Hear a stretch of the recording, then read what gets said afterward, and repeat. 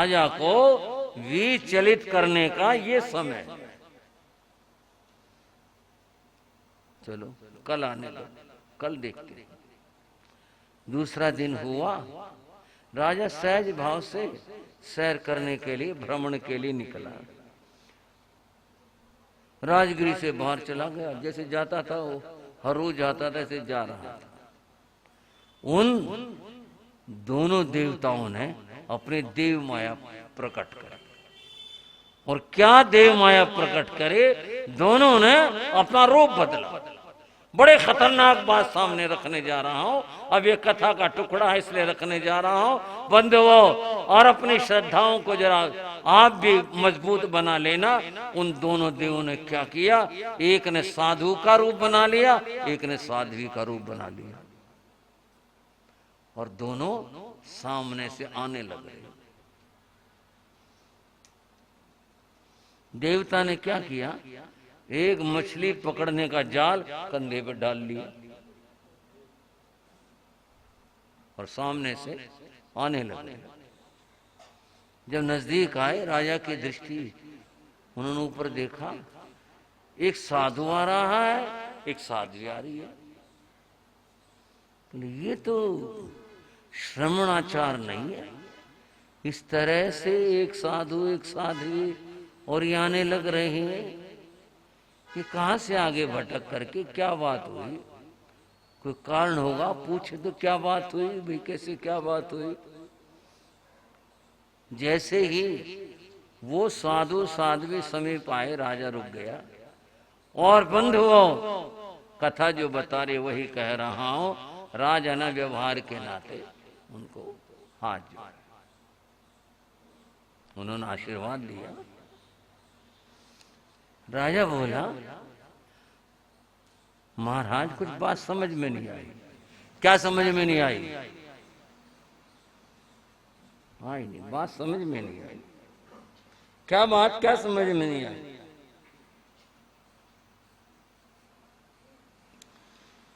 वेश निर्ग्रंथों का श्रमण भगवंतों का, कहता पुकार पुकार, कहीं बनना न तुम भार। वेश निर्ग्रंथों का श्रमण भगवंतों का, कहता पुकार पुकार, नहीं बनना है तुमको भार। वेश निर्ग्रंथ, वेश ये कहता सिखाता, संयम में जागरूकता। वेश ये सिखलाता, संयम में जागरूकता। लाज रखने वाला नहीं संयम से चूकता। संयम ही वेश का वास्तविक सार है। वेश निर्ग्रंथों का श्रमण भग। महाराज कुछ बात समझ में नहीं आई, क्या बात है? साधु साध्वियों को इस तरह से जाना तो कल्पता नहीं, और आप ऐसे आने लग रहे हो। कहां से आ रहे हो, क्या बात? और ये आपने कंधे क्या रख रखा है? ऐसा है, आप राजा हो, अब आपको महलों की बात पता होंगी, राज की बात पता होगी, आपको धर्म की बातें, धर्म जगत की बातें नहीं पता है। बोले बता दो क्या बात नहीं पता है? इनका साध्वी जी का मछली खाने का मन हो गया, तो अब तुम्हारे राज्य में कोई देगा नहीं। कौन देने लगा? मैं फिर मछुआरों के से जाल मांग के लाया और फिर वहां गए थे नदी पर, तालाब पर, वहां पर। तो फिर ये जाल मैंने जरूरत थी, इसलिए जाल है मेरे पास में। बोले ये सत्य जी, हाँ मेरे साथ रहती हैं सत्य जी। आपको शर्म नहीं आती? राजा बोले आपको शर्म नहीं आती? बोले किस बात की शर्म? किस बात की शर्म? और क्या होगी शर्म? राजन, मैंने कहा आपको राज की बातें पता, धर्म जगत की बातें नहीं पता हैं।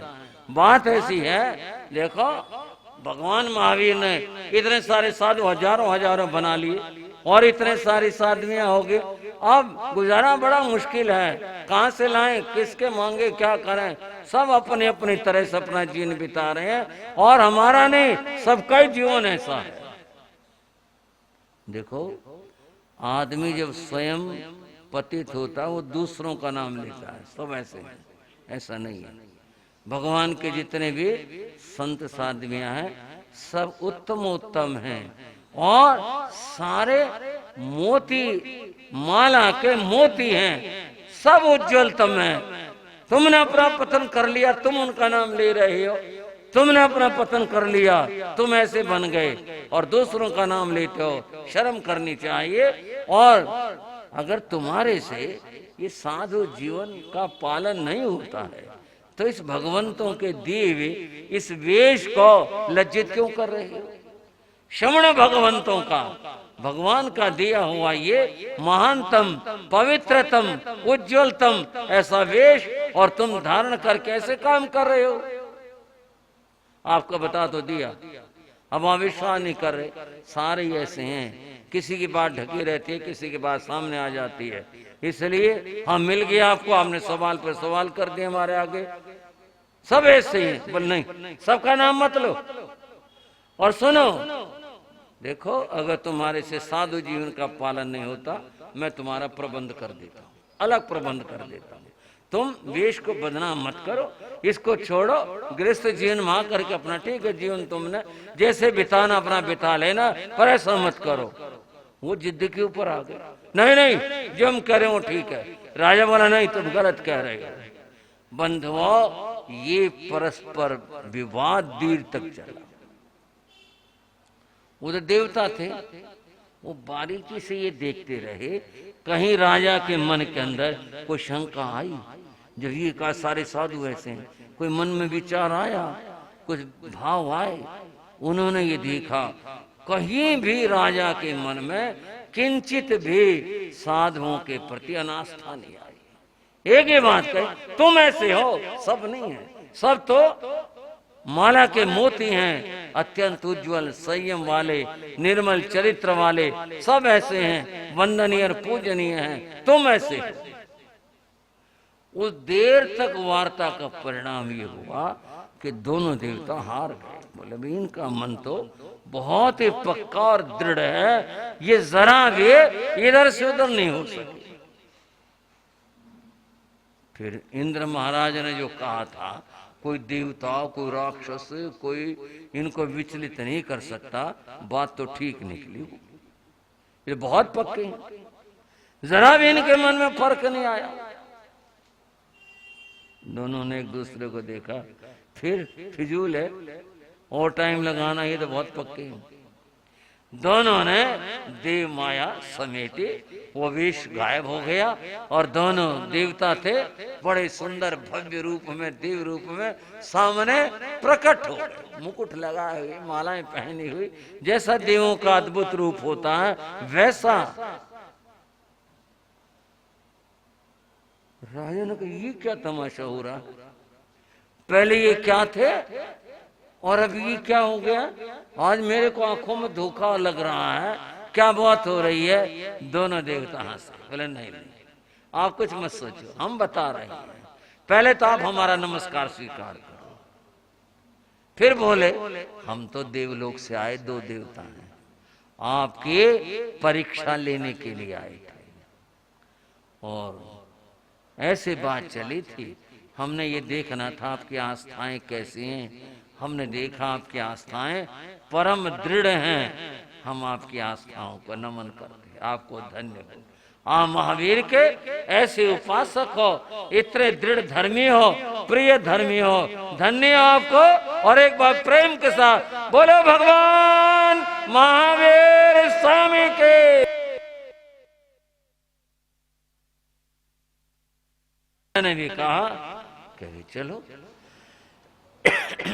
उन देवों ने कहा राजन, जब कोई देव किसी मनुष्य के सामने आता है तो वो कुछ न कुछ देकर जाता है, जिसको आप गिफ्ट उपहार कहते हैं। तो बोलो आपकी क्या इच्छा, जो आपकी इच्छा हो हम आपको देकर जाएंगे। नहीं, मुझे तो कुछ नहीं चाहिए, मेरी कोई इच्छा नहीं। फिर भी कोई आपकी इच्छा हो, बोले मेरी कोई इच्छा नहीं। चलो आप नहीं मांग रहे। एक देवता ने अपने गले से अपना हार उतारा और उतार कर कहा महाराज ये हमारी ओर से आपको भेंट है। नहीं मुझे जरूरत नहीं है, कोई बात नहीं। गिफ्ट कहो भेंट कहो तो ऐसी होती है, जरूरत हो ना हो वो तो स्वीकार करनी होती है, स्वीकार करो। राजा ने दूसरे देव ने अपने कान के कुंडल उतारे और कहा महाराज मेरे ये स्वीकार करो। राजा ने वो ले लिए। राजा की जयकार करते हुए दोनों देवता चले गए। बंद वो यहां तक कि इस कथा के टुकड़े में हम क्या देखते हैं कि जो आदमी आंखों से देखता है सत्य उतना नहीं, समझ लो। जो आंखों से देखता है सत्य उतना नहीं होता, और जो कानों से सुनता है सत्य उतना नहीं होता। सत्य तो ज्ञान के द्वारा जाना जाता है, इन इंद्रियों के माध्यम से पूर्ण सत्य का दर्शन नहीं होता। राजा ने तो ये देखा, एक साधु ये देखा, पर ये सत्य नहीं था।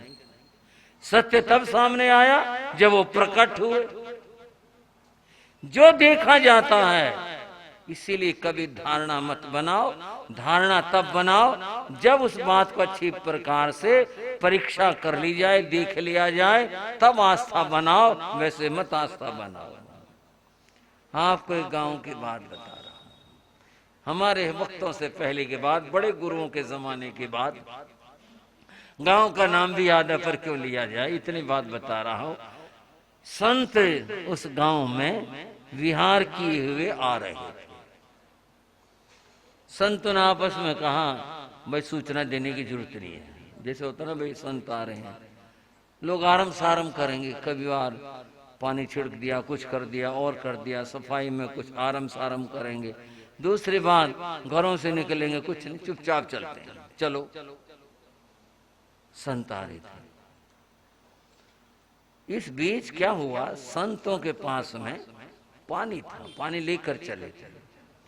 तो पानी की आवश्यकता हुई तो भाई चलो पानी लगा लें। अब संतों की तो मर्यादा है, रास्ते में खड़े होकर पानी पीना नहीं। वैसे बैठे कहाँ, कोई पेड़ कोई दिखाई सा नहीं दिया जिसके नीचे बैठ जाएं। वहां एक नदी थी, नदी बरसाती थी, नदी सूखी हुई थी, रेती था, उसमें कुछ नहीं था। प्रांशुक जगह देखकर संतों ने कहा चलो यहाँ पानी पी लेते हैं। और संत रास्ते से हटकर नदी की उस रेती पर आ गए और वहां अपना पानी लगाने लग गए, पानी लगा लिया। इस बीच एक साइकिल वाला आदमी वहां से गुजरा, पुल था वहां से गुजरा। तो उसकी निगाह पड़ी, भाई वो जैनी साधु है, मुंह पट्टी वाले हैं, निगाह पड़ी, उसे कोई मतलब नहीं था। वो आगे निकल गया, गांव में पहुंचा। गांव के 10, 20, 30 आदमी संतों को लेने के लिए आए थे। वो रास्ते में खड़े थे, देर हो गई, साधु आए ने भी कहाँ रह गए। उन्होंने साइकिल वाले से पूछ लिया भाई वो रास्ते में साधु देखे? बोले हाँ देखे थे। बोले कहाँ पहुंच ले? बोले नदी में पानी पी रहे थे।